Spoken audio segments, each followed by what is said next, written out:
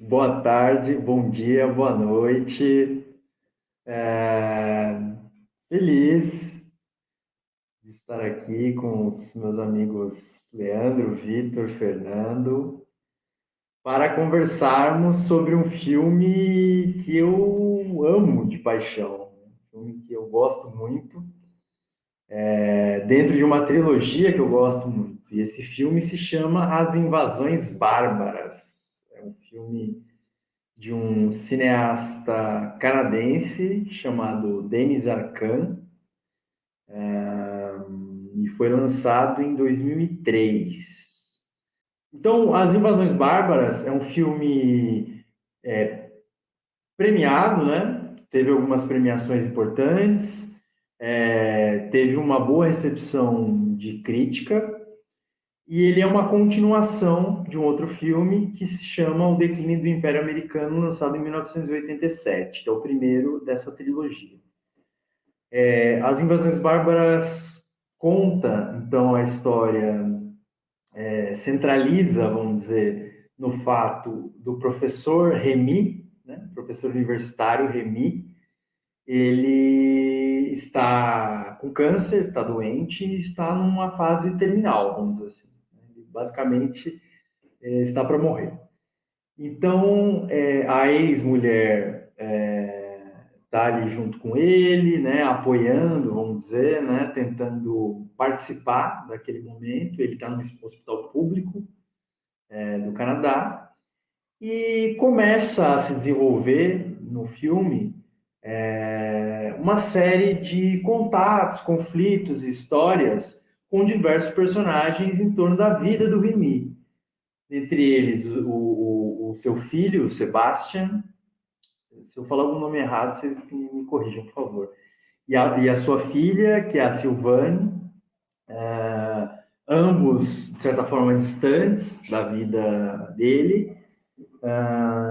E depois começam a surgir também os amigos, que muitos deles estavam ali também no declínio do Império Americano, quando o Remy ainda era casado, né? Quando o Remy ainda era casado com a Louise, se eu não me engano, que é o nome da mulher dele. Isso. E então isso vai se desenvolvendo, as pessoas vão se aproximando do Remy no hospital e muitas memórias são evocadas. É um filme que tem várias referências, ele traz várias referências, principalmente do contexto acadêmico, assim, da história, alguns autores, alguns livros. Então tem muito esse flerte com as questões, vamos dizer assim, né, entre muitas aspas, do mundo erudito, e ao mesmo tempo toda uma discussão, vamos dizer assim, de mudança de costumes e mudança de momentos históricos, né? Eu acho que o nome dos dois filmes fala muito a respeito dessa dessa convivência que o filme traz entre um drama pessoal, conflitos de uma narrativa pessoal num contexto específico e todo um panorama de mudanças em um contexto social, que é o contexto, vamos dizer, das Américas, do Canadá, ou mesmo do mundo ocidental. Então, o filme ele traz várias referências, várias coisas que podem ser discutidas, e eu acho que a gente vai ter aqui um dia e uma noite muito legal de discussão. E eu quero começar aqui para a gente ouvir todos, trazendo um dos elementos desse filme. E para falar desse elemento, eu vou chamar o Vitor, que é o seguinte: Vitor, As Invasões Bárbaras, decisivamente, é um filme emocionante, né? É um filme que toca. Por que As Invasões Bárbaras é um filme tocante? Fala, Mateuzinho. Chegou o grande dia que eu queria ouvir você falando sobre esse filme. Que bom que ele chegou. Cara, eu já vi esse filme, vou falar dezenas de vezes, foram mais de 10 já, com certeza. E sempre eu me emociono do meio para o fim, assim, que é o momento da despedida. Não é um spoiler isso, gente. A gente está falando da história do Remy, que ele está com câncer terminal, então as despedidas estão acontecendo durante todo o filme, né? É um filme de despedida, se der para resumir assim, como um filme até separado da trilogia, é um filme sobre despedidas. Então, ou de memórias também, né? Nem só de despedidas, acho que é de memórias e de despedidas. Eu acho muito impactante, e, principalmente com os filhos, né? Eu acho que é uma relação que é tão distante por ele ser esse homem libertário, esse homem, não sei se só libertário, libidinoso. Ele vai do genial ao, sei lá, ao lascivo em segundos. Então é um cara tão único mesmo. Eu acho um personagem muito interessante, o do Remy. O ator chama Remy também, né? É o Remy Girard. Depois o francês, o Fernando corrige. Mas eu acho que assim, eu acho muito bonito a relação mesmo de distância física mesmo, que um filho mora em Londres, a outra mora na Austrália, a outra filha, e um filho que foi para finanças, uma coisa que o pai sempre rejeitou. É um pai que é um filósofo socialista, anti-capitalismo totalmente, universitário, um cara super acadêmico mesmo, no senso estricto da palavra mesmo. É um cara que viveu dentro da universidade, a família dele é na faculdade, de alguma forma, que são esses amigos, né, que estão sempre juntos, que no primeiro filme mostra essa relação de amizade. Eu não tinha entendido que a Luísa e ele tinham se separado, tá? Agora que você me falou que eu peguei, porque para mim eles estavam ainda juntos. Não captei. Óbvio que o final né, do primeiro filme dá essa quebra, mas eu não tinha pego essa ideia de que o começo do Invasões Bárbaras eles estavam separados. Acho que é muito simbólico isso, porque é uma relação muito ambígua, né? É, Essa nuance que tem do primeiro filme para o segundo, ela parece que ela continua sendo esposa, né? Inclusive, em alguns momentos das invasões bárbaras, ele chama ela de esposa, ela fala depois, né? O homem da minha vida. Então, esse é um dos elementos que me comove muito no filme, essa ambiguidade. Não é necessariamente uma ambiguidade ruim, né? É uma ambiguidade que às vezes é muito boa, muito interessante para o filme. Eu acho que nesse relacionamento entre o Remy e a Louise existe essa ambiguidade. Negócio estranho mesmo. porque ele até foi o que você falou. Em algum momento ele fala para a enfermeira que é uma mulher super católica e tal. O que mais eu quero? Tô do lado da minha esposa, da minha nora e das minhas duas amantes. Então, tipo, ele tá se deleitando ali de estar num harém, que é a cara do Remy, de alguma forma, né? Esse lado mais putanheiro que ele tem ali, muito incrustado, né? eu acho isso. A princípio, o que o filme me deixa muito emotivo é essa relação desse filho que faz tudo por ele e não conseguem ter uma relação, não conseguem se expor, e só realmente mais para o final que o Sebastião consegue falar mesmo, né? Desenvolver. Essa filha que está distante, mas que ela fala coisas belíssimas para o pai, assim, de presença mesmo ausente. E eu também gosto muito da relação que ele tem com aquela menina que acaba ajudando ele, que eu acho uma relação tão visceral mesmo, com a Nathalie. Acho uma relação visceral ali como se fosse um anjo com, né, como ele mesmo chama ela de anjo. Acho uma relação muito bonita de alguém que precisa de tanta de uma ajuda e alguém que também precisa de tanto de uma ajuda, e parece que os dois ali estão um para o outro ali de alguma forma. Então é difícil, eu sempre choro, por mais que eu não peguei a história, né, que ele estava separado,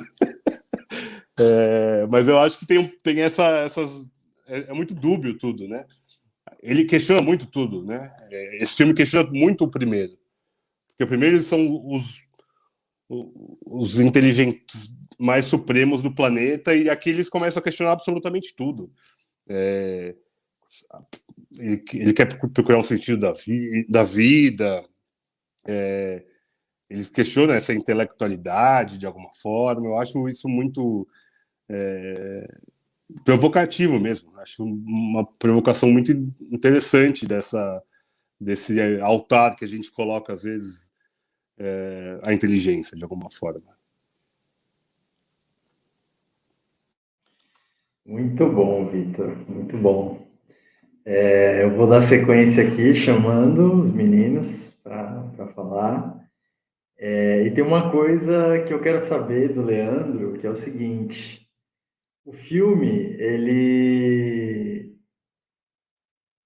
pode ser entendido como um filme um pouco afetado por conta dessas referências, né?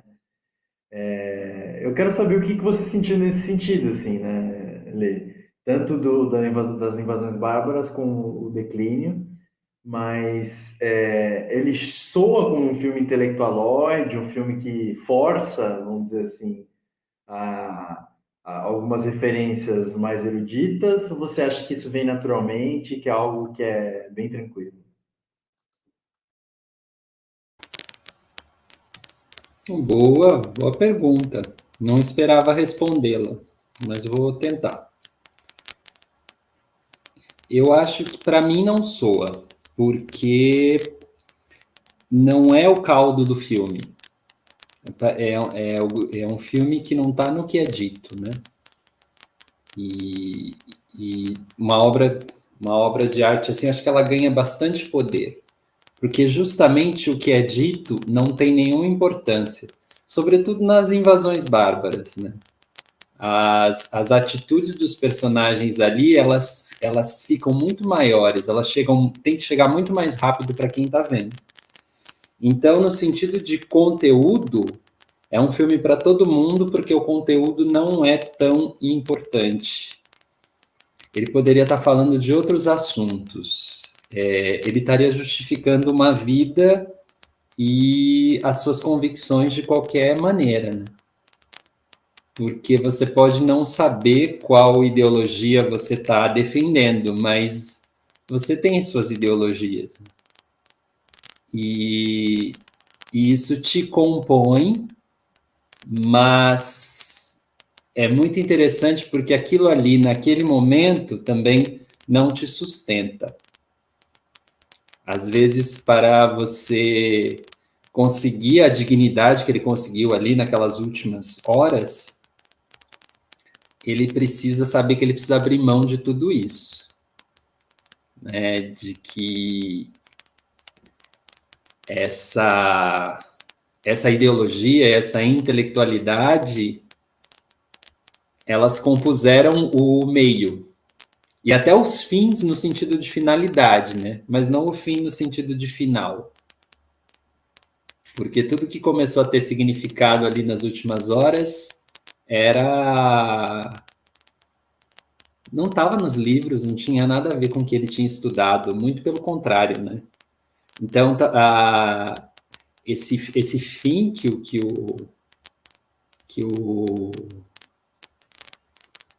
o Invasões Bárbaras coloca, né? É uma resignação, sabe? Assim, parece que...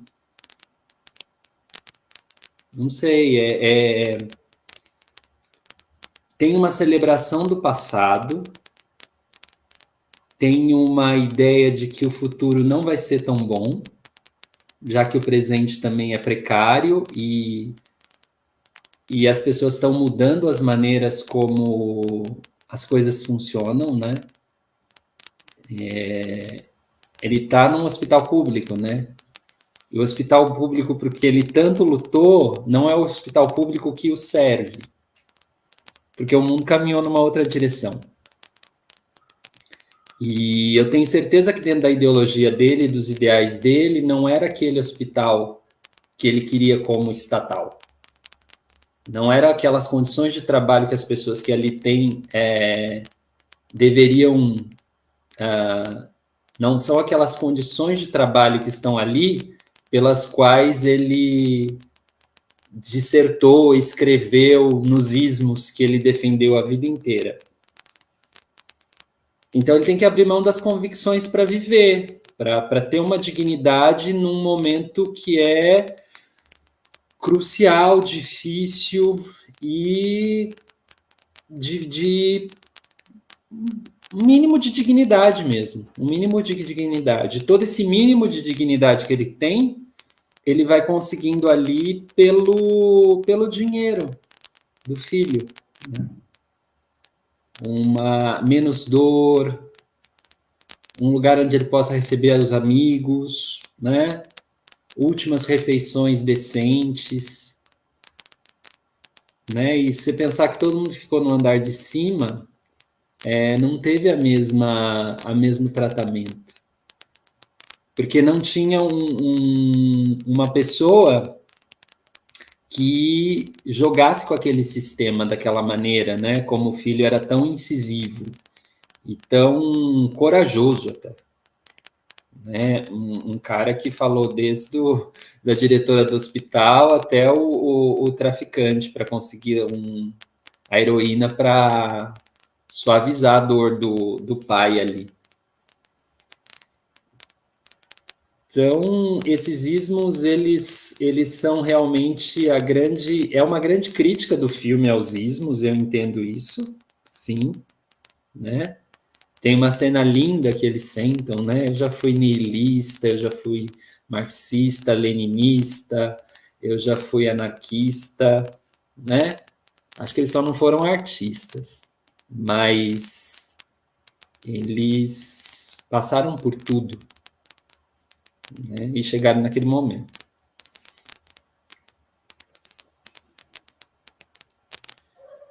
Muito bom, muito bom.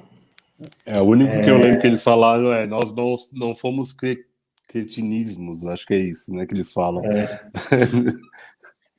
foram Eles pra caralho. falam alguns regionais ali, existencialistas, marxistas, leninistas, situacionistas, Maoístas. maoístas. Anticolonialistas, talvez. Legal. Para chamar o nosso último gafanhoto aqui, né? Fernando FMS, Fernando Moreira dos Santos. Tem uma cena nas Invasões Bárbaras. Eu acho que o filme ele tem um conjunto de cenas e um ritmo, um desenvolvimento tão bom. Eu vejo o filme e eu acho tudo tão bom, tudo tão bem dosado, bem escolhido, que cada um desses elementos dá para a gente falar muito. E um dos que eu queria chamar a atenção e perguntar para o Fernando é a cena que tem o recorte da entrevista com um historiador falando da tese do declínio do Império Americano e das invasões bárbaras, né? Que é uma tese, existe mesmo essa tese, né? Dentro das ciências sociais e tal. Como que você viu essa metáfora, né? E essa ideia de declínio do Império Americano e das invasões bárbaras nesses filmes? Sabe quando a pergunta vai se formulando assim, você vê um avalanche vindo em cima de você porque você não lembra da cena? Não lembro nem do contexto. Assistindo o Sesc Online na telinha do celular, tá ligado? Meu pé tava doendo. Mas, Matheus, você não quer... Me ajuda a te ajudar. Você consegue mastigar um pouquinho mais, assim? Mastiga e vem de novo. Vai, vamos. Tá bom. Tem uma cena em que está sendo entrevistado um historiador, esqueci o nome agora, e esse historiador ele fala assim, o 11 de setembro marcou o declínio do Império Americano e as invasões bárbaras. que tem a ver com uma mudança de costumes, com uma série de coisas, inclusive a imigração, Tá. contexto enfim, né? Eu acho que, inclusive, fala muito sobre o próprio Canadá, né? Que é um país que recebe muitos imigrantes e que passa a ser também um local diferente, né? Os Estados Unidos já são esse país há muito tempo. Então, eu acho que a tese ela tem muito a ver com essa ideia.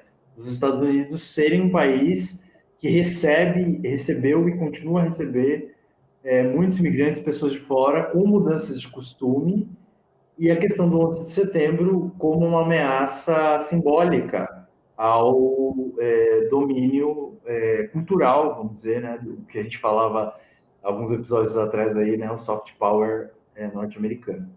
Eu acho que tudo isso está no pano de fundo de ambos os filmes. E é por isso que eu te perguntei se você viu isso nas Invasões Bárbaras, se você viu isso no Declínio, se você consegue trazer algo dessa questão. É louco essa pergunta, né? Porque como a gente... eu teria que ter lido isso por esse prisma, assim. Só que quando eu vi o nome do filme, eu fiquei perguntando quem são os bárbaros ali. E me veio várias reflexões. Essa é a mais trivial, né? No lance do declínio, dos ataques às torres gêmeas e tudo mais. Mas essa é a mais dada, tá na cara, assim. Eu não fiquei navegando nesse mar superficial. Eu tentei procurar outros metafóricos bárbaros, assim, saca? Outros bárbaros metafóricos. Por exemplo, se você pensar que o Remy é um cara de esquerda, super esquerda, que já foi caminhou por todo o espectro da esquerda, desde a revolucionária até, sei lá, né, a mais ao centro, um bárbaro pode ser o filho dele, com todo o capital que ele tem. O filho trabalha no mercado financeiro. Não deve ter uma coisa pior para um pai do que isso, né? Para um pai socialista.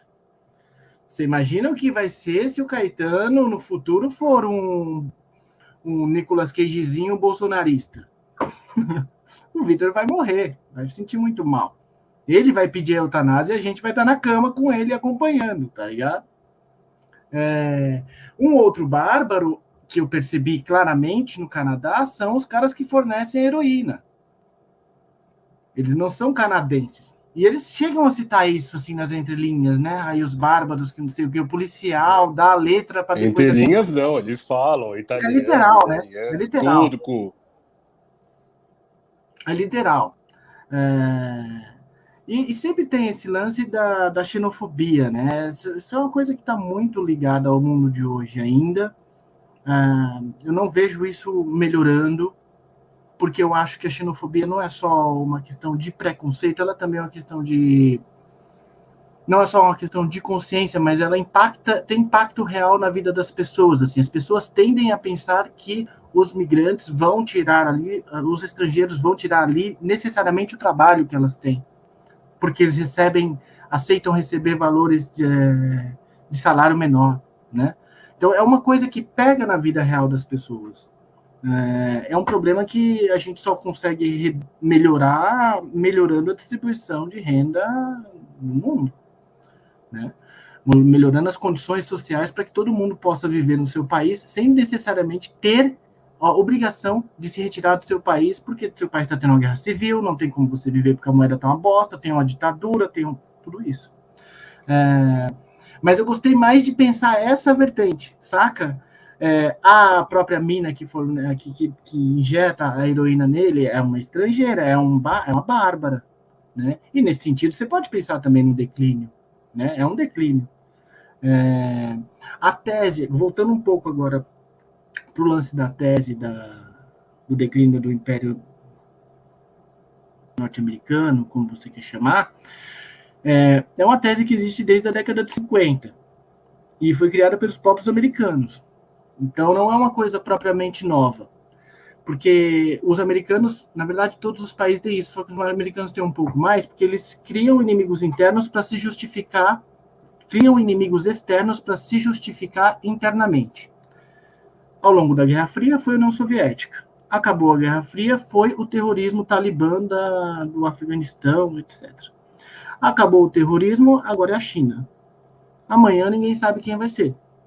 Entendeu? É uma justificativa, porque o eleitorado nacional, os caras falam, a gente tem um inimigo aí fora e a gente precisa legitimar isso e eu sou o único líder capaz de fazer isso. Então, acho que é mais um jogo de xadrez duplo, sabe? Que tem uma vertente interna e uma vertente externa, sim. Mas a tese do declínio, ela é contada há mais de 50 anos, assim. Não é uma tese nova. Não acredito... Como é que eu posso dizer? Eu acho que tem um livro que chama Todo Império Perecerá. Ele analisa a queda dos impérios. É um livro muito importante. Todo império vai perecer, cara. Uma hora ou outra, assim. Isso é uma realidade, uma verdade histórica. Se a história tem alguma lei, uma das leis dela é que todos os impérios vão perecer. Então, o declínio do Império Americano já está dado. Quando isso vai acontecer, eu não sei. Tem pessoas que dizem que nos próximos 10 anos, em algum ponto desses próximos 10 anos, a China já vai ter passado os Estados Unidos em paridade de poder de compra, por exemplo. Certo? Então, é uma coisa que está aí já, vai rolar. Mas eu não sei, eu acho que é muito difícil. O Império não cai da noite para o dia. Você lembra que o Hobsbawm tinha isso, né? Na hora da Revolução, as coisas mais importantes são a queda dos símbolos. Então, a queda das Torres Gêmeas foi um grande símbolo, impacta, é um negócio foda, mas assim, não muda tão rápido. Não é uma revolução. É uma coisa que vai decantando ao longo do tempo, até porque não se tem modelos alternativos, né? Não existe uma ideia de modelo alternativo. Nosso modelo será o chinês? É isso? Transparente como o chinês é? Digamos, é democracia aquilo? Tudo bem que os Estados Unidos também a gente não pode chamar de uma democracia plena, mas assim, tem alguma diferença. Queria voltar um pouquinho no que o Lê falou, na pergunta que você fez para o Lê, que diferente dele, que não achou chato essa questão da intelectualidade deles, dos meninos, do filme, me pegou um pouquinho. Eu achei um pouco assim, meio, que chato esses caras, tá ligado? Achei um pouco de punhetação intelectual, assim, sabe? Não me incomodou muito, mas eu preciso verbalizar, porque você sabe, não gosto de ficar com isso dentro de mim. Assim. Não foi tanto, não foi tudo isso. É gostosinho, eles têm sintonia ali, os amigos são amigos mesmo, você sente isso, tipo, são da mesma casa ali. Mas me incomodou um pouquinho, porque, eu fiquei pensando, caralho, o cara simplesmente foi para todos os lados possíveis em uma única vida de um movimento intelectual. O cara foi maoísta, foi leninista, foi trotskista, tudo bem, aí tá mais ou menos perto, mas sei lá, foi rosa luxemburguista, marxista, enguelista, pô, caralho, velho, o cara passou por todos os movimentos. Isso é muito difícil de fazer. E que porra de ideologia é essa que você passa por todas e não fica com uma pra você, tá ligado? Porra, sei lá, parece Fernando Pessoa, que estudou todas as religiões e virou ateu, mano. Fala. Eu só queria pedir nessa parte aí, porque eu acho que eles não estão falando exatamente. Assim, é a leitura que eu faço, né? Nessa cena, que é uma das cenas mais legais, né, do filme. O modo como ela é gravada, como ela é pensada, é muito legal, assim, né? E a Natalie, ela tá ali, tipo, escutando, assim, né? É muito aconchegante, né? A forma como o filme é concluído. Enfim, mas eu acho que eles estão se referindo, talvez, a um contexto mais geral, assim, sabe?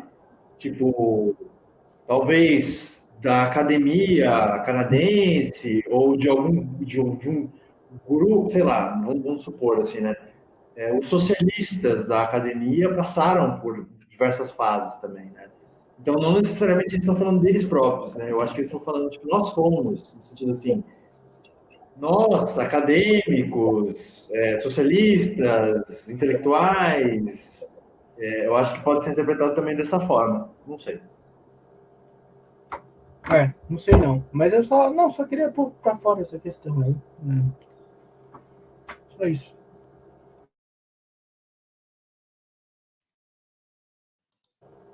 Muito bom, muito bom. Gostei de ouvir aí as impressões iniciais de vocês. E eu vou aproveitar a deixa para mim fazer uma pergunta. porque eu vou me permitir isso, porque As Invasões Bárbaras, há muito tempo, era o filme que eu considerava assim, o meu filme preferido, vamos dizer assim.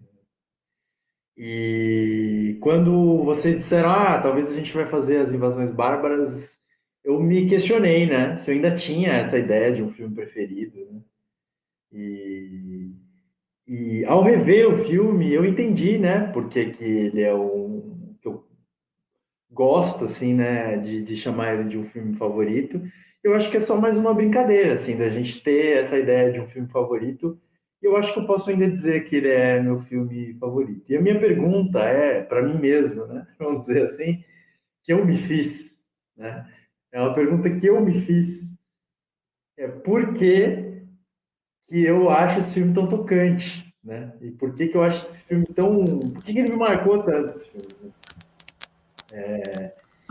E esse foi um dos primeiros filmes, vamos dizer assim, mais lado B que eu assisti, e eu lembro de alugar esse filme na locadora.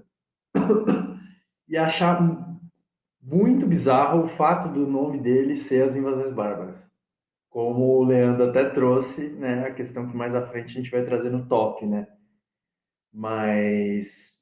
Pô, cara, As Invasões Bárbaras, mas é um filme que, sabe, assim, não casou, assim. E do lado dele, na locadora, tava o declínio do Império Americano, né? Por razões óbvias. E da mesma forma, eu olhei e achei muito estranho. Eu aluguei um, assisti, achei o máximo, depois assisti o outro. E eu acho que o filme, ele consegue trazer uma profundidade, uma densidade, uma sensibilidade em várias camadas. Ele traz tanto uma questão existencial muito potente, que é o confronto com a morte que o Remy está vivendo. Ele traz as relações interpessoais, uma narrativa específica ali que é construída, de um conjunto de amigos que viveram num contexto histórico e que tinham um casamento, aí eles todo mundo se pegava, eles chamavam isso de liberação sexual, existia por trás disso uma espécie de ideologia, e isso toca também todos esses aspectos, vamos dizer assim, mais sociais até da coisa, porque existe esse pano de fundo dessa tese de mudança cultural e de processo histórico. Então ele consegue aglutinar de uma forma que não é forçada, vamos dizer assim, um conjunto muito grande de coisas. Não é um filme assim pretensioso, sabe? Ele não vem com uma coisa assim, nossa, né? É uma coisa super, super banal, né? Eu acho que a sacada que o Lê trouxe de que eles poderiam estar falando de qualquer coisa é muito interessante, né?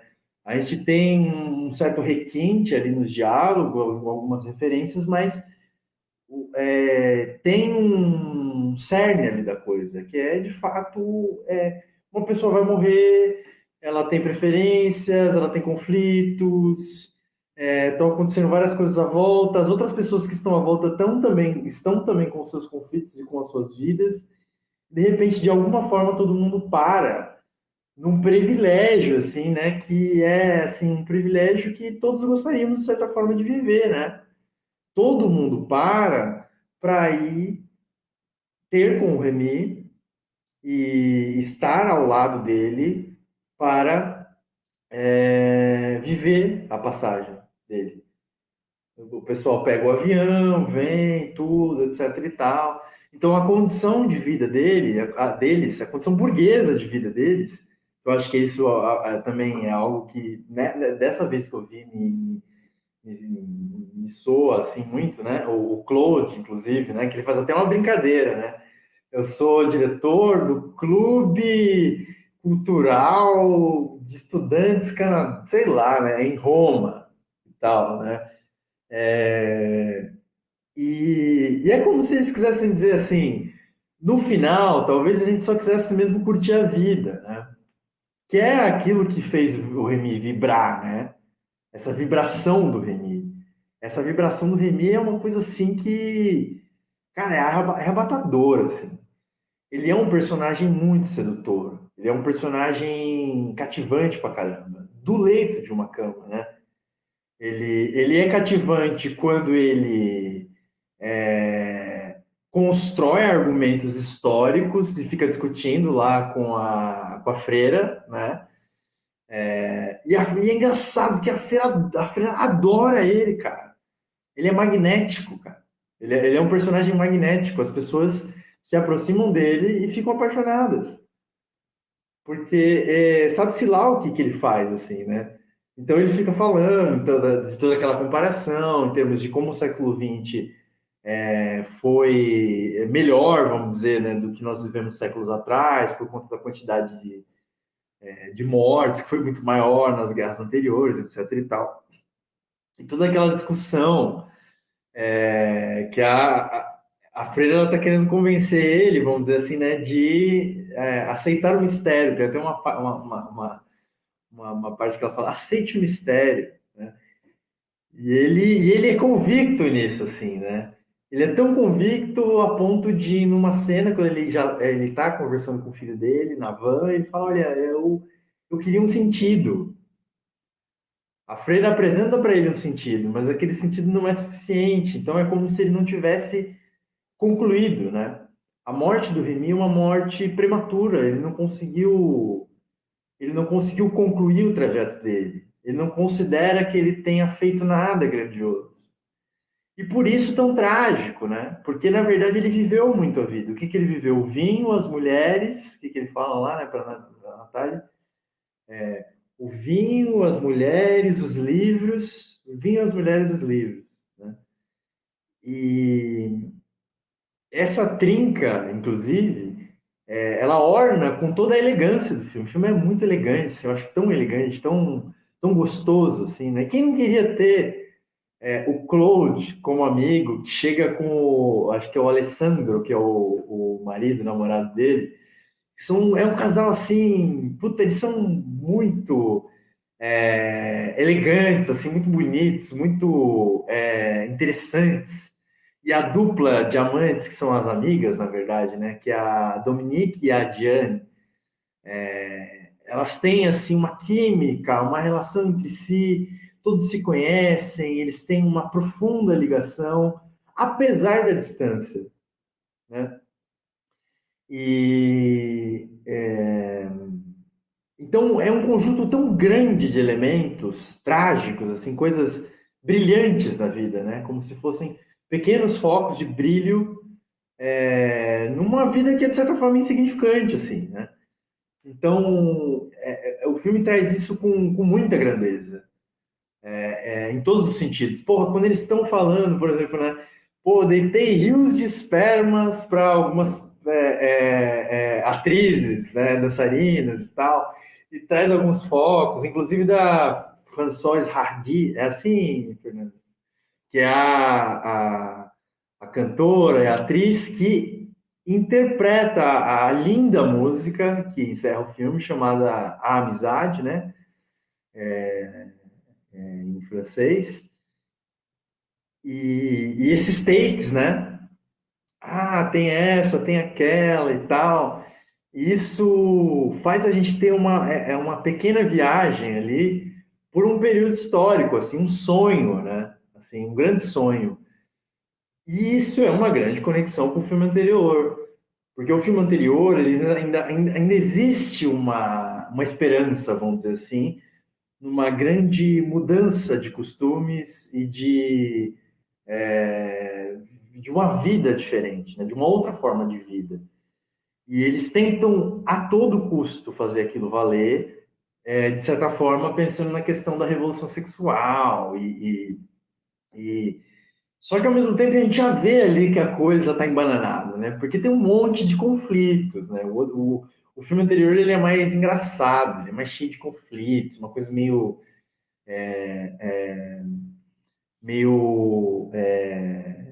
tipo de circuito mesmo, né? Eles estão ali no circuito da universidade, com aquela coisa de pegação, não sei o quê, e lá. Só que ao mesmo tempo todos já começando a vida adulta, já casando, né? Já com aquelas coisas todas, né?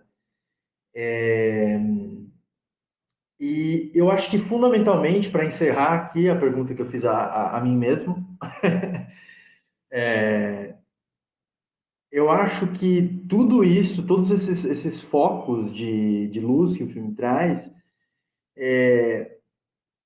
as relações tão complicadas, ambíguas e mal resolvidas que aparecem no filme, elas, a mim, me tocam muito.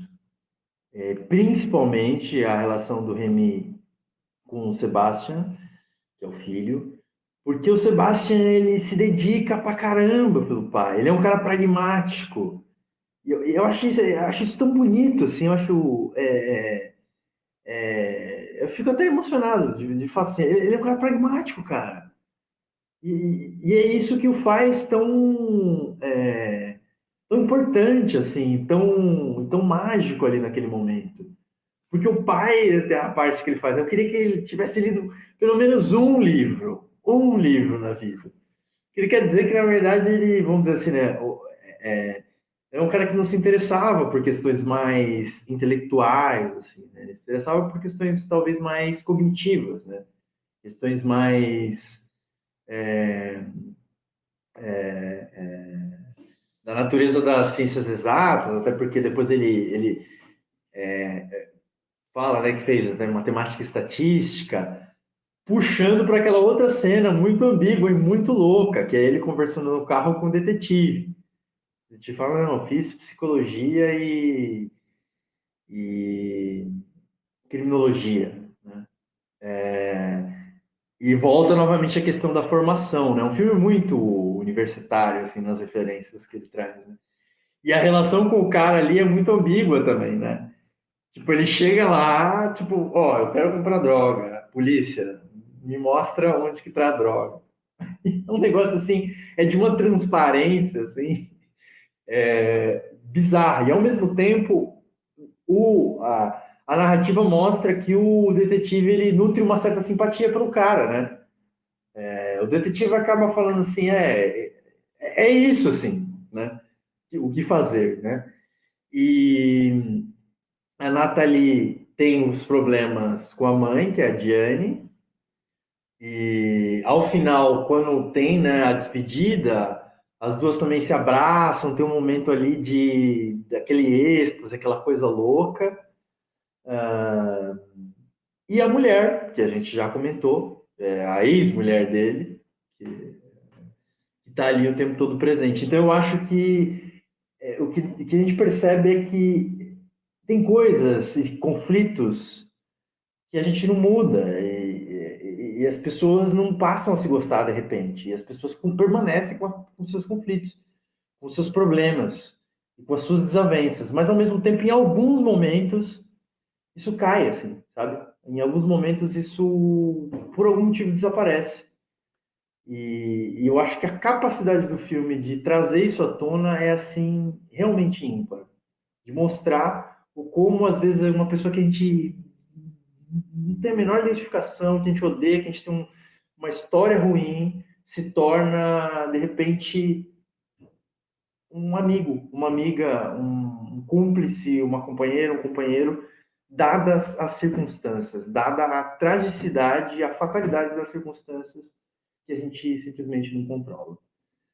Gente, é um filme assim que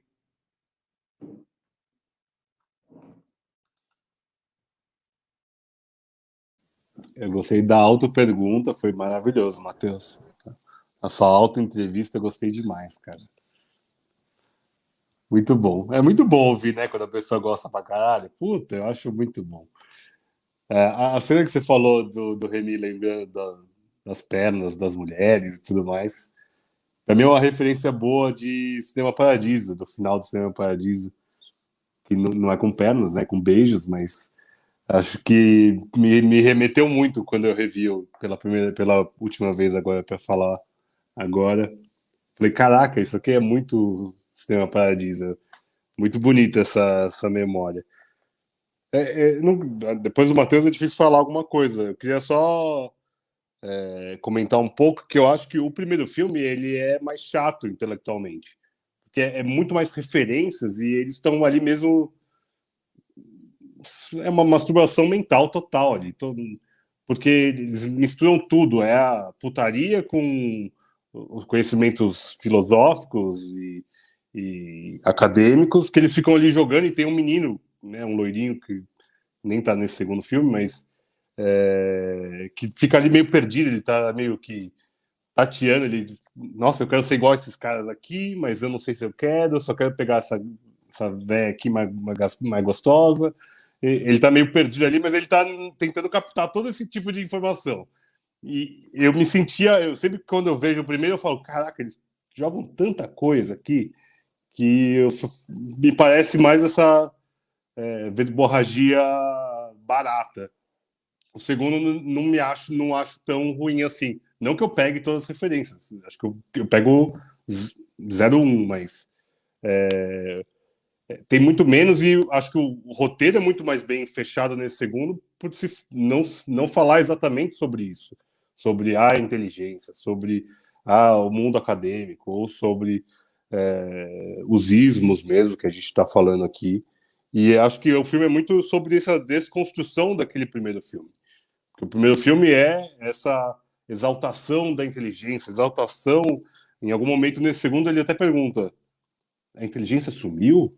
É uma das perguntas do Remy mesmo. E talvez eles percebam que a inteligência não é exatamente tudo, né? Ele tem um medo da morte, já é algo consideravelmente impossível de pensar para um Remy lá de 18 anos atrás, né? Que a diferença dos filmes são de 18 anos. Então esse apetite pela vida, ele já alimenta desde o começo, e acho que é isso, ele não quer morrer, ele não quer perder, ele não quer deixar de amanhã ter ele nesse mundo. Acho isso muito legal do Remy. Eu acho o Remy é um dos personagens mais interessantes de filmes assim que eu tenho. Eu acho ele incrível, porque ele é dúbio, ele é inteligente, ele é sarcástico. É um filme que eu me divirto muito. Não é, tem a parte da emoção, que eu me emociono sempre, mas eu sempre me divirto muito também. Então eu acho que é um filme que eu consigo rir e chorar e me deixa com a alma leve, sabe? Esse negócio de amizade, esse negócio de construção de afetos, de família. Então tem alguma coisa ali que me deixa com algo positivo sempre. Por mais que o final seja o óbvio, mas eu fico com essa felicidade no rosto, sabe? Uma coisa que eu acho muito bonita, eu não sei se. Bom, claro que vocês pegaram, mas assim, fiquei pensando, né? Qual vai ser o meu último pensamento ao morrer? Qual vai ser o último pensamento que eu vou ter quando eu tiver me esvaindo, assim? Sabe? Porque ele aplica a eutanásia, na verdade a mina aplica nele, né? Ele se despede da geral. Não pode contar, né? Não tem que dar spoiler. Aí ele entra naquele sono profundo, que é a morte, gostoso, que ele mesmo escolheu, que deve ser uma das melhores formas de morrer. E ele tem aquela visão maravilhosa, né? Da menina na praia, né? Eu fiquei pensando naquilo. Provavelmente eu também vou me imaginar lembrando de alguma mina gostosa, alguma tipo mina que marcou minha vida, gatíssima, delícia. Saca isso? Tipo, é a melhor memória pra, mano, inspirar. Cara, melhor memória ever, assim, cara. Pra inspirar é essa. Pô, o Victor foi até saiu fora, velho. Eu achei por um momento, eu tinha achado que o Ana Fernando tinha saído, né? Aí já teria sido muito sugestivo, né? Que ele fala da última coisa que ele ia ter, uma coisa bombástica e simplesmente sai. Mas eu acho legal como o filme consegue celebrar coisas diferentes, assim, né?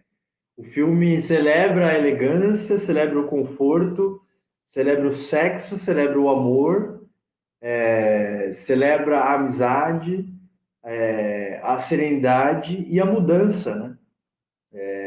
Essa leitura do Vitor eu achei bem legal, de que, de fato, é uma mudança, né?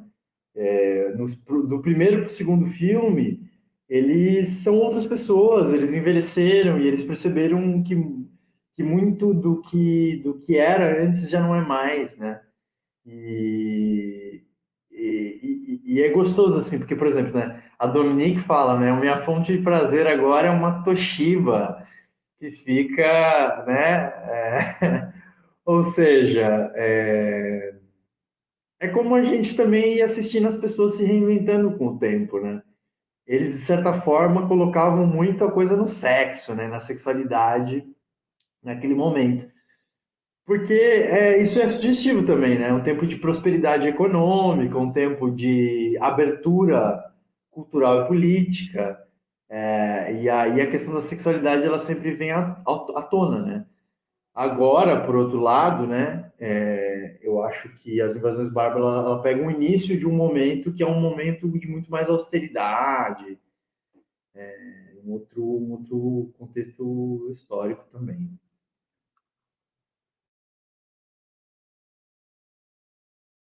Tem um deles que tá casado com filhos novinhos, né? Com as gêmeas, que você jamais vai pensar que lá no primeiro filme ele vai casar com uma mulher que, sei lá, não tem o mesmo nível intelectual que ele. E daí isso é até. Né, os outros até zombam dele ali em algum momento, falando. Daí ele até fala, citando até o sexo. Ele falou: para alguém me deixar duro nessa idade, só de olhar e pegar nesses peitinhos, ela tá fazendo milagre, gente. Então, é como mudou mesmo a cabeça dele, acho que de todos ali, de alguma forma. Porque até o próprio Remy com a Louise, no começo, a gente estava até comentando antes, a gente vê que a Louise é um peixe fora da água, assim. Porque ela não é do mundo acadêmico, né? Ela sempre questiona no primeiro filme, no Declínio, né? Ela sempre questiona muito todos os ismos, todas as certezas, todas as colocações, né? Mas Vitor, Fala aí. ela não é do mundo acadêmico, mas ela não é totalmente. Não, não é Ela fora da água ela não igual é, essa outra mulher. ela não é tapada. Ela não Não, é não, não. tapada. Mas é que isso que eu tava falando. Eu acho que com a Louise, ela no primeiro filme ela faz esse papel. Mas ela se adequa bem, porque ela tá lá vivendo a vida de boa com todo mundo, conhece todo mundo. Por mais que façam dela uma idiota, né? Até, aliás, o próprio Remy faz ela de idiota, né? Porque trai ela com duas das meninas do mesmo grupo. Então, é da personalidade do Remy, né? Ele é esse cara libertário. Tanto que quando as amigas chegam, falam: é o socialista voluptuoso. Não, mas só isso é pouco para falar dele. Ele é o libertinário, o libidinoso, o lascivo, o devasso, e daí começam a falar um monte de coisa dele.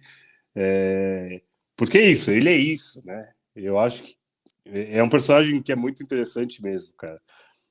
Mas eu queria colocar só esse daí esse amigo que tá lá com os filhos novinhos, né? Que tem uma relação horrível, né? Dá para perceber na hora que o Sebastian vai pedir a casa de campo, ela quer tomar conta ali da relação, mas eu que fiz a decoração daquela casa também tenho direito. Então, que não tem nada a ver com esse mundo acadêmico que eles vendem no primeiro filme. Só que para ele tá bom, porque agora tem filhos, ela deixa ele duro, e às vezes é isso, a gente vai ficando velho e vai ficando com menos prioridades e menos exigente de alguma forma. Mas olha, tem um elemento importante aí nessa questão do Pierre, porque o Pierre é o único personagem que aparece no terceiro filme, que é A Era da Inocência, lançado em 2007. Que é um filme que, olha, lamento dizer isso, mas é um filme lamentável. São 3 filmes, então? É 3 filmes? São três filmes, uma trilogia. É uma trilogia. Caralho! A Era da Inocência é um filme que sai um pouco do universo, não reúne os mesmos personagens e conta a história de um outro cara, né?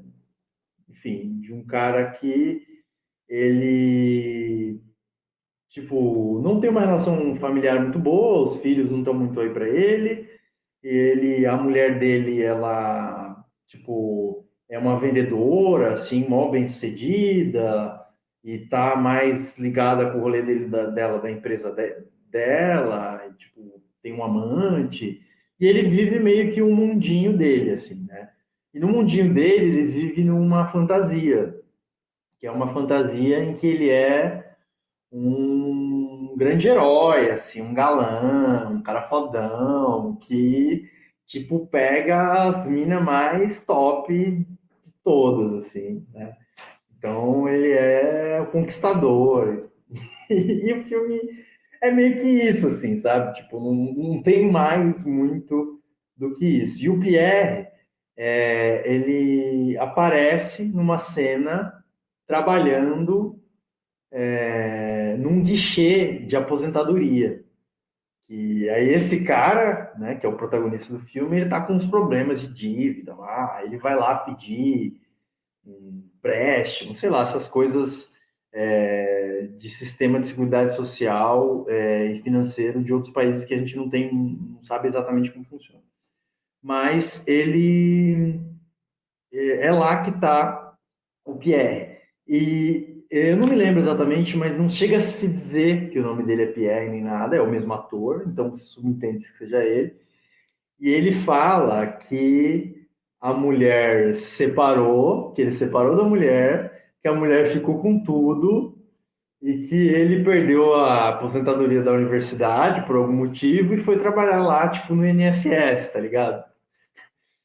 Então, é isso, assim, né? Essa é a continuidade, que é uma continuidade muito boba para uma história que é muito interessante, né? De todos os amigos do primeiro filme, que por mais afetado ou besta que seja o primeiro filme, é um filme bom, um filme bacana de se ver, bem feito, e o segundo incrível, aí vem um terceiro que, putz, tem umas animações aí no terceiro, cara, mano. Ah, depois que o Remy morreu, não dá pra fazer, né? É tipo fazer filme do Harry Potter sem o Harry Potter. Não dá, velho. Não, mas poderia, assim, tem coisas ali que Não, ficaram, podia assim, fazer do não, resto da eu acho galera, que podia. poderia ter acabado ali, realmente, né? Enfim, acabou ali a história. Mas, assim, poderia ter feito uma história que tinha coisas ali para desenvolver, né? Por exemplo, o Sebastian, a Nathalie, ela dá um beijo no Sebastian no final. E é muito legal, assim, porque eles ficam amigos, né? Eles ficam amigos, eles têm um certo crush ali, é muito.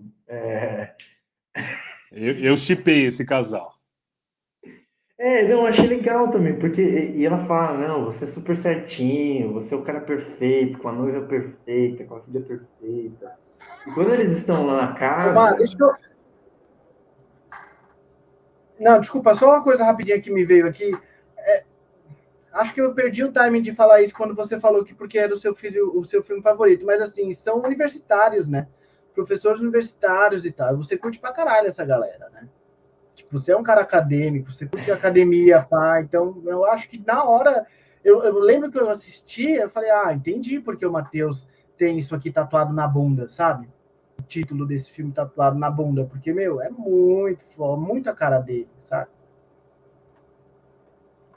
Não, acho que, de fato, acho que isso me levou ao filme, né? Se bem que na época que eu vi o filme, acho que tinha 17 anos, então nem era tão esse o rolê, assim. Mas hoje em dia não é mais o que me pega no filme, assim. Eu acho até um pouco chato, assim. Mas eu não acho que. Eu tô dizendo assim, o contexto, o rolê é um pouco chato. Mas vendo o filme, eu acho que o filme não passa da conta. Talvez, de fato, como o Vitor falou, o declínio passe um pouquinho, mas eu não acho que seja também uma coisa assim. Eu acho que tem outros filmes desse mesmo. Eu acho que assim, um filme do Woody Allen vai muito mais nessa linha do que esses dois filmes, sabe? Tipo, o filme do Woody Allen puxa muito mais aquela coisa, tipo, não, porque aquela referência joga muito mais com essa questão de referências do que esse, assim. Mas voltando para a questão da Nathalie, das continuidades aí, né? No final, lá na questão da casa, a Nathalie e como é que é o nome da esposa do... A Gael, que é a esposa do Sebastian. Que, aliás, é linda, né? A Gael, inclusive, ela tá num seriado francês, tá na Netflix. Bem interessante até, um seriado que conta a história de uma mulher que tem uma vida familiar e aí ela vira meio que hipocondríaca porque ela tá atrás de atenção. Bem legal, assim, eu acho uma atriz massa, além de ser bem bonita. Enfim, e a Gael e a Nathalie, elas se dão uma olhada, assim, né? Uma coisa assim, meio tipo... Sabe aquela coisa assim de... Não te conheço, mas já te odeio. Isso, tem uma expressão corporal ali na coisa, um sentido meio estranho, e logo depois vem aquela cena. O filme é repleto de cenas, puta, que eu acho assim incríveis. E vem aquela cena que eu adoro, que é quando eles estão na frente da fogueira, né? Ele fica. Não é essa, não é essa. É aquela que tá o Sebastian junto Só com os a dois. Nathalie. Isso. Que ele vai atender o telefone, ela taca o telefone na fogueira, e tipo, aí ela deita no ombro dele. Então, cara, é muito bem dosado, assim, o rolê, né? Essa cena da fogueira também é legal pra caralho, né, velho? É engraçado, assim, né? O ritmo da coisa é muito engraçado, né? O Boca do Inferno, né? Que o cara morreu enquanto a mulher tava fazendo boquete. É um negócio assim demais, né? Demais, assim. Cara, eu acho que assim é a morte, cara, é uma morte muito boa, né? Todo mundo se despede dele, a despedida, aquela despedida é tão da hora, assim, né, cara? A Gael, né, ela dá um selinho nele, a outra lá, a enfermeira, dá um beijinho nele. Cada um se despede de um jeito assim tão particular, tão pessoal e com gestos tão.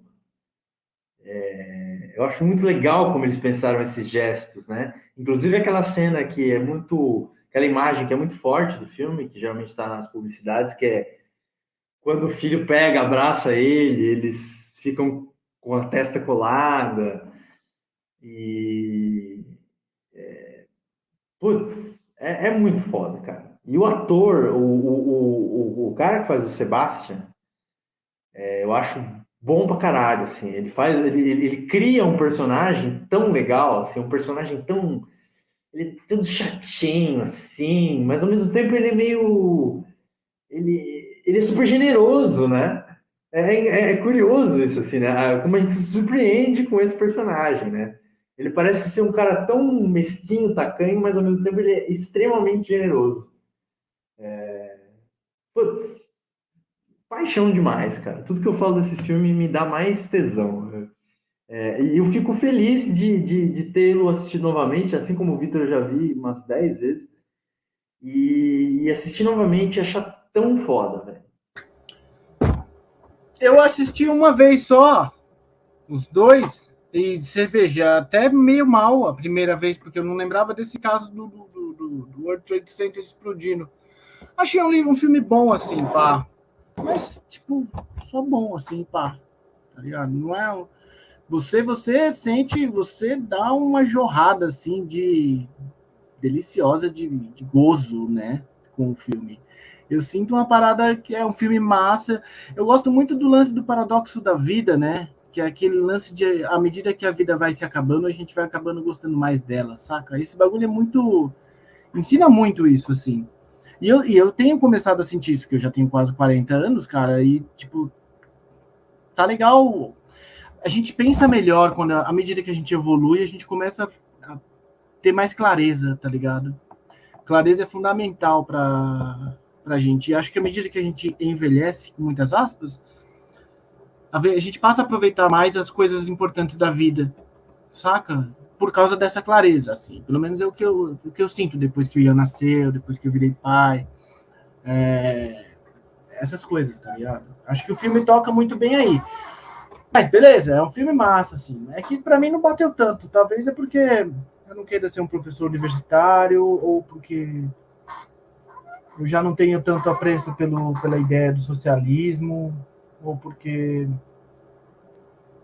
sei, porque talvez eu esteja mais sábio, ou porque esteja mais chato também. Porque se vocês, uma coisa que a gente vai falar aqui, aos olhos de hoje, gente, esse filme pode ser visto como um filme, assim, preconceituoso, sinto assim, como é que eu posso dizer? Como é que ela... politicamente incorreto. Tem vários momentos que o filme resvala nesses temas aí. Por exemplo, trata a mulher como se fosse, tipo, todo mundo ali pegou mulher pra caralho, comeu até não querer mais, enrabou geral. O cara morreu com uma fazendo boquete. Então, tipo assim, isso se a gente for ver hoje, pode ser lido, né, como uma coisa, tipo, aqui a gente não tem essa leitura. Eu não senti isso durante o filme. Ah, não, eu também não, mas as minhas também pegaram todo mundo, velho. Então, Então, mas isso que eu ia falar. mas aí, gente, não sei, entendeu? Não sei. Não, eu acho que existe assim tipo, o Remy é meio que um garanhão ali, né? Acho que existe um pouco essa coisa. Mas as minas também, a Dominique e a Diane, elas são super, né? A Diane, inclusive, tem um cowboy lá, super, tipo, vamos dizer assim, né? Tipo, o cowboy é um exemplo, mas e é engraçado que agora eu não me lembro exatamente, mas eu acho que no primeiro filme ela também é assim, né? Ela quer muito experimentar os homens, assim, uma coisa assim mais ao contrário, assim, no sentido ela é mais alfa, assim, é ela que quer pegar o cara. E aí ela fala, inclusive no primeiro filme, que aí ela pega os caras, mas aí os caras, tipo, aí na cama a posição se inverte, ela fala assim, não, aí eu fico nas posições mais humilhantes. Então tem todo um jogo, assim, de sexualidade. Eu não acho, assim, exatamente politicamente correto. Eu acho até, de certa forma, um pouco sofisticado, assim. É um negócio que, por não ser politicamente correto, nos termos mais justos da coisa, ele gera um pouco também dessas arestas da sexualidade que são colocadas, né? No primeiro filme eles falam muito de DST, que é uma cena que eu adoro, né? Que eles falam assim, né? Não, por causa da sífilis, não sei o quê, o cancro mole e tal. E era todo um cenário e um contexto da liberação sexual, né? Isso tudo passou a ser um tema, vamos dizer, da liberação sexual de 60, 70 e 80, né? Eles estão vivendo ali um momento que isso passa a ser uma coisa também cotidiana e tudo mais, né? Então eu não vi exatamente como politicamente incorreto, não.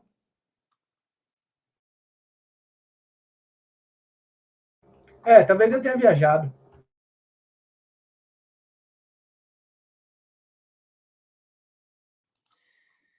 Olha, eu acho que chegamos a um platô, conseguimos falar de bastante coisa e podemos, de repente, iniciar, né? Bem lentamente, devagarinho,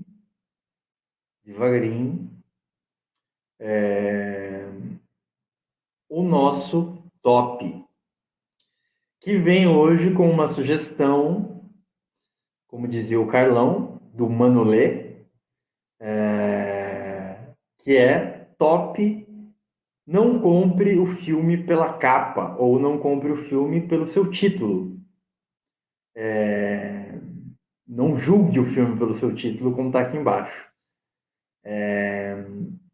E aí, para iniciar esse top, esse papo aqui, eu vou. O Vitor já se acusou ali, né? Então é ele mesmo que eu vou chamar. para fazer esse começo aí, Vitor. Vai lá. Eu falei, eu tô com poucas opções, falei, deixa ele me chamar antes, senão vão comer as minhas aqui. Pô, gostei muito do papo. Achei que o Leandro falou pouco. Eu queria ouvir mais do Leandro. Mas vamos lá. 3 opções de filmes onde o título não são exatamente o que eu esperava que fosse do filme. Acho que é mais ou menos isso que a gente vai falar aqui, tá? Eu vou começar com um Elefante, do Gus Van Sant, que é um nome de filme que não dá a menor, pelo menos a mim, a menor pista do que eu vou ver depois. Que fala de Columbine, né, o filme. Mas para mim não fazia o menor sentido o filme chamar Elefante acho um nome muito interessante, acho um filme muito bom, gosto muito do Gus Van Sant, e eu acho que puta, é um nome bem sugestivo assim para algo, sei lá, parece um elefante. Eu não sei nem, eu vou falar os 3 que eu vou falar. Eu não sei nem se tem uma explicação do porquê elefante. Se alguém souber o porquê elefante, vocês me ajudam aqui, tá, gente? Eu nem sei por que chama elefante até hoje, tá? Essa é a grande verdade. Mas eu acho muito bonito. O segundo, talvez aqui alguém tenha uma explicação melhor para mim, que é Laranja Mecânica. Laranja Mecânica, para mim, não faz o menor sentido com o que eu vou ver. Tá? Mas temos explicações aqui. Eu trouxe aqui para polemizar mesmo. Vamos lá, É Fernando. porque a tradução de Laranja Mecânica, ela foi feita o trato literal do inglês, saca?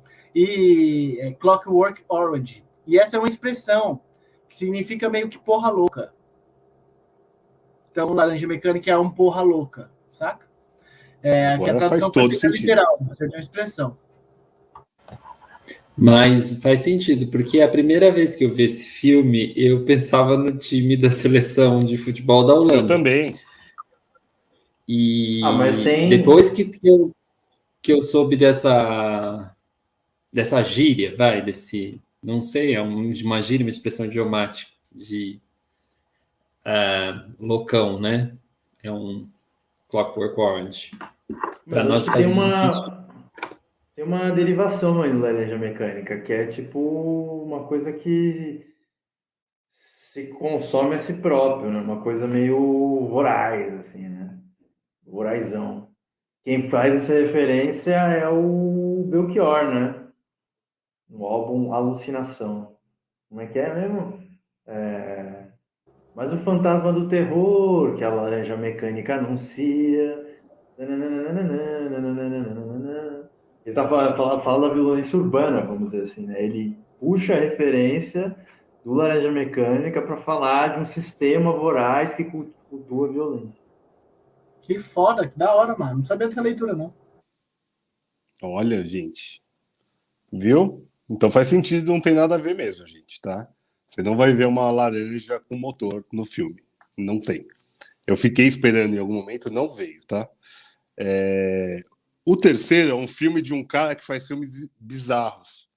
E aí, quando eu fui vê-lo, eu falei: que horas vai aparecer esse peixe grande do Tim Burton? Cadê a porra do peixe grande, velho? Eu tô esperando até agora aparecer um peixe grande comendo todo mundo, sei lá, qualquer coisa do tipo. Que é um filme que conversa muito com as invasões bárbaras, porque também é um fim de vida, de alguma forma, é uma revisitação de um passado. Acho que tem todo. E são lançados no mesmo ano, os dois são de 2003. Então são filmes que são muito paralelos, assim. Eu acho As Invasões Bárbaras melhor construído. Acho que visualmente o Peixe Grande é mais bonito. Acho porque o Tim Burton né, ele faz esse cinema gigantesco. Mas o nome Peixe Grande sempre para mim foi por que é Peixe Grande, cara? Esperando um tal do Peixe Grande, porque o filme do Tim Burton poderia ter um peixe grande comendo pessoas, isso é fato. Então foram esses 3 nomes assim que são surrealistas para mim de alguma forma.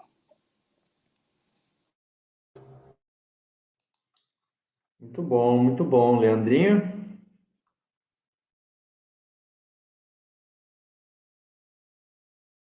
Tá mudo você, Lê. Eu. Eu fiz uma listinha aqui, mas acho que o primeiro filme que, para mim, eu esperava uma coisa totalmente diferente quando eu vi é o Brasil. O Brasil do Terry Gilliam, né? Para a gente que é brasileiro, a gente vai com uma leitura e o filme traz qualquer lugar que pode ser o Brasil, mas pode ser qualquer lugar. E é um filme muito bom, né? Filme de. Porque a gente não vê o Brasil como uma utopia, como aquela, em alguns sentidos, sim, em alguns sentidos, não, mas ao mesmo tempo é lugar nenhum ali e todo lugar.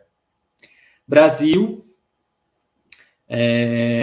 Outro filme, um filme que eu gosto muito, por isso eu vou citá-lo, que a tradução é a identidade de nós mesmos. Mas o título original é Notebooks on Cities and Clothes, né? Caderno em Cidades e Roupas, que é um filme que o Wim Wenders fez sobre o Yohji Yamamoto, um documentário da década de 80 que eu acho maravilhoso. Assim. Ali o Wim Wenders já era Wim Wenders e que soltar esse aí, porque eu gosto muito do documentário e as pessoas não conhecem muito. Então, esse vai. Um outro, vou falar só três. Medianeiras. Acho que por causa da minha ignorância, jamais eu sabia o que é medianeira. Aí depois do filme eu sei que medianeira é aquela lateral do prédio e que no... Esse filme é muito bom também. Nossa, vale muito a pena ver. É um filme argentino, né? Que fala dessa coisa de virtualidade. Um dos primeiros que a gente vê, que eu vi, pelo menos, muito bom nesse sentido. E a partir dali eu soube que era uma medianeira, porque eu comecei a ver o filme sem saber exatamente o que era, terminei o filme, será que é? Aí depois fui lá no Aurélio e falei, é mesmo. Então são esses três. Um para citar e dois que realmente o título me leva para outros lugares.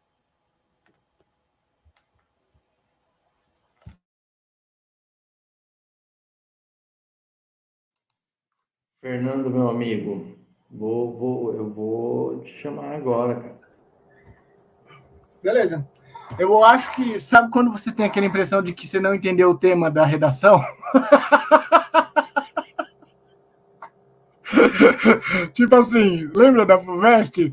Tinha um título de motivação, aí você tinha que, no título, do texto de motivação, tirar o tema, e eu acho que eu não entendi. Eu me senti assim agora, aqui, depois que os meninos falaram, mas acho que depois eu fiz uma... Vamos lá, né?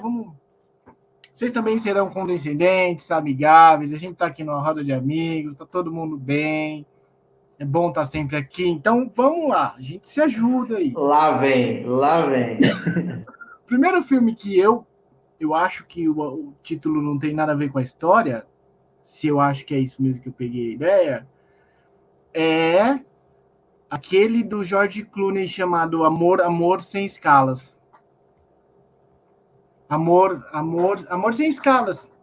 Que é Up in the Air. Up in the Air, alguma coisa assim. É recente, é de 2020, 19, que é a história do George Clooney, que ele é um cara de RH super escroto, ele tem que demitir geral e ele viaja de avião para demitir. O trampo do cara é para mostrar que o cara é um cara solitário pra caralho, escroto, que trabalha pro sistema para reduzir custo. Só que ele pega uma mina no meio do caminho. Ele pega uma mina. E o título do filme virou Amor Sem Escalas. Mas, tipo, não tem nada a ver com amor, não tem nada a ver com escala, assim, sabe? O filme é totalmente disparatado. Tipo, totalmente nada a ver. Foi fazer um trocadilho com escala de avião. Acho que ficou ruim. Horrível, cara. Ficou uma bosta. Mas é esse o tema ou eu tô viajando? Mas o filme é bom, Fernando? É divertido. O filme é bom. Divertido. O filme é bom. Me falem, se isso não for o tema, eu já deixo minhas outras duas opções de fora. Gente, Não, vai que vai, Fernando, vai que vai. Tá no caminho, tá no caminho. Tá no tema, tá no tema. tá. Deve dar um O pouco filme é de fora. 2009, tá, Fê? Ai, nossa, Não caralho. é tão é mais antiguinho. Eu pensei que fosse 2019. Não, 2009. Tem a Vera Farmiga que faz a mina. Ela é bem. Ela é puta uma atriz, puta atriz. Tem outro também que vocês lembram que. Esse é um filme mais antigo, assim, que eu gosto pra caralho. Que é do Arnold Schwarzenegger, que é aquele do. Que tem aquela. Que ele tá com aquela cara lá daquela mulher e abre a cabeça assim. É o Vingador do Futuro, chama. Vocês lembram desse? O Vingador do Futuro? Meu, tipo, não é o Exterminador do Futuro, tá? Não é. Não é. É o Vingador do Futuro com Arnold Schwarzenegger. É diferente. E é um filme clássico, porque eles estão em Marte, se passa em 2000 e, sei lá, 100 e tal. A tradução é o Vingador do Futuro, mas o filme é tipo recall total, é lembrança total. Basicamente o cara tem lembrança de outras vidas e uma empresa implantou uma memória na cabeça dele. E o filme, tipo assim, não tem nada a ver com o Vingador do Futuro. Também. O filme não tem nada a ver com o Vingador do Futuro. Não tem nem futuro. Sabe isso? É bom, é isso. Muito bom, Fê. Faz todo sentido, velho. É que eles foram pegar o Exterminador do Futuro e fazer o nome na toada. Foi isso. É um filmaço esse daí. É do caralho esse filme. É Ele do teve Paul uma Verhoeven. releitura. É muito bom, Isso. velho. Ele teve uma releitura recente, de 2020 para cá, que não ficou igual, mas eu acho que é tipo assim, um dos filmes que a gente comentar aqui, que é filme bom, bom pra caralho. E o outro filme é a Vigilante do Amanhã. Famigerado A Vigilante do Amanhã. Que a tradução é Ghost in the Shell. Que para mim não faz nenhum sentido com o Vigilante do Amanhã. Ghost in the Shell é mais ou menos o fantasma numa. Como é o nome, Lê? Shell? Concha, né? Concha, né? Então, meio que assim, no filme, no contexto do filme, seria assim: ela é uma androide e tal, uma alma dentro de um robô, uma alma dentro de uma concha, alguma coisa assim, The Ghost in the Shell. E viajante. Como é que é? A viajante do amanhã. A vigilante do amanhã. Vigilante do amanhã. Cara, tipo, totalmente disparatado. Se você olha o título e vai, nossa, Vigilante do Amanhã, você vai ver um bagulho pensando que tá falando do futuro, mas não tem nada a ver. É sobre a questão existencial, se a alma ou não em um androide, ou num ser senciente, saca? Então, essas são as minhas opções. Eu espero ter cumprido com o tema, porque eu fiquei um pouco embaraçado para pegar o tema da redação, mas é mais ou menos isso aí. Legal, tô gostando de ver. Esse top tá ficando bonito, tá ficando bonito. Eu vou trazer 3 opções dos nossos irmãos aí, 3 filmes latinos. 3 filmes que eu gosto demais, que me deu muita vontade de rever ao fazer a lista. E o primeiro dele é Amores Perros, porque o perro é o cachorro, né? E a gente. Perro em espanhol é cachorro, né? E o nome original do filme é Amores Perros, né? E foi traduzido para nós como Amores Brutos. E aí, se a gente pensa em Amores Brutos, talvez tenha mais a ver com o filme, a gente consegue ver mais o enredo do filme. Amores Perros é uma expressão, é uma coisa idiomática aí, né, também, e tudo, mas não dá exatamente tanto assim o que é o filme em si, apesar de ter perros no filme e de ser bem legal nesse sentido. Outro filme, esse primeiro é o mexicano, o segundo é o chileno Machuca, que é um nome assim X, e quando a gente vai ver também desenvolve bem. E por último, um outro filme putz, que eu amo de paixão, assim mesmo, menos conhecido. É um filme uruguaio chamado A Outra História do Mundo, que conta uma história dentro do contexto da ditadura uruguaia, de um doidão lá, que tinha um amigo bêbado num vilarejo no Uruguai, bem uruguaio o filme, para quem quer conhecer assim, um pouco como é o estilo de vida uruguai. No contexto da ditadura, né, do Uruguai, eles, tipo, assentam uma base militar próxima lá do bairro e eles começam a tirar uma onda com o generalzão lá, que foi morar no vilarejo. Começam a roubar os anões de jardim, tipo, o general tem. É um filme super divertido. E a outra história do mundo é um negócio que não tem muito a ver assim com o filme, né?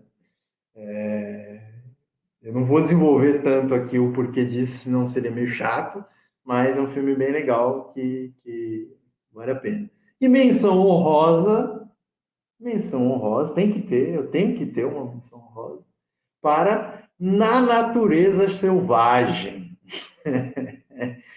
que é um filme que quando eu vi no cinema esse filme, eu olhei o título assim, Na Natureza Selvagem, eu imaginei que fosse ser assim, sei lá, um filme pornô ou um Da filme Discovery Channel. exatamente e surpreende, surpreende.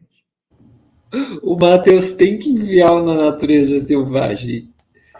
Quando ele vem, em algum momento vai falar desse Na Natureza Selvagem. Então, é um filme versátil, inclusive. Versátil, dá para indicar para tudo. É tipo, é Na Natureza Selvagem, mas podia chamar Bombril, né?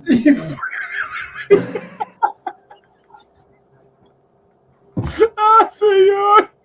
É, uma coisa você usa para um monte de... Ou Bombril, Cotonete, uma coisa desse tipo, sabe? É versátil.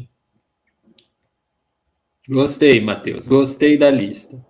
Ficou E na da dúvida, menção enfia honrosa. pra natureza selvagem que tá tudo certo, vai dar bom.